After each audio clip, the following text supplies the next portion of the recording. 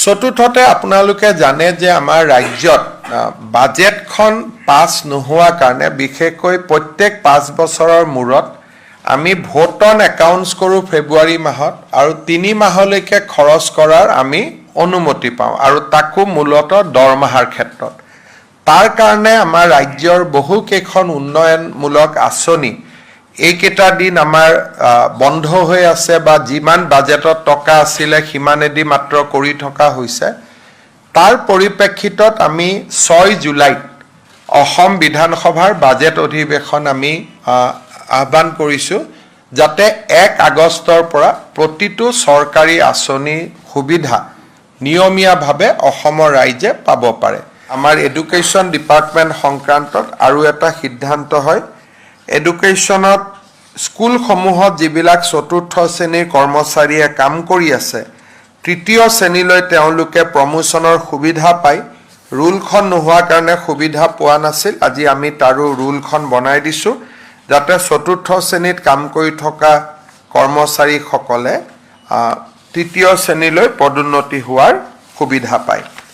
আমাৰ মূলতঃ এইখিনি আজি কেবিনেটত সিদ্ধান্ত আছিলে।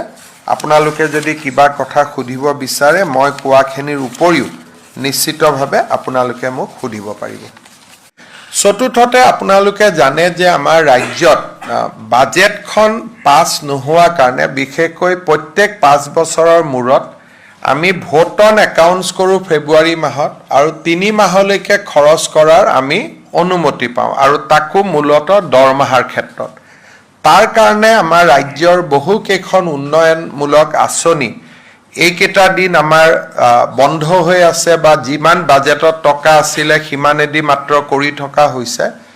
তাৰ পৰিপ্ৰেক্ষিতত আমি 6 জুলাইত অসম বিধানসভাৰ বাজেট অধিৱেশন আমি আহ্বান কৰিছোঁ যাতে 1 আগষ্টৰ পৰা প্ৰতিটো চৰকাৰী আঁচনি সুবিধা নিয়মীয়াভাৱে অসমৰ ৰাইজে পাব পাৰে। আমাৰ এডুকেশ্যন ডিপাৰ্টমেণ্ট সংক্ৰান্তত আৰু এটা সিদ্ধান্ত হয়, এডুকেশ্যনত স্কুলসমূহত যিবিলাক চতুৰ্থ শ্ৰেণীৰ কৰ্মচাৰীয়ে কাম কৰি আছে, তৃতীয় শ্ৰেণীলৈ তেওঁলোকে প্ৰমোশ্যনৰ সুবিধা পায়।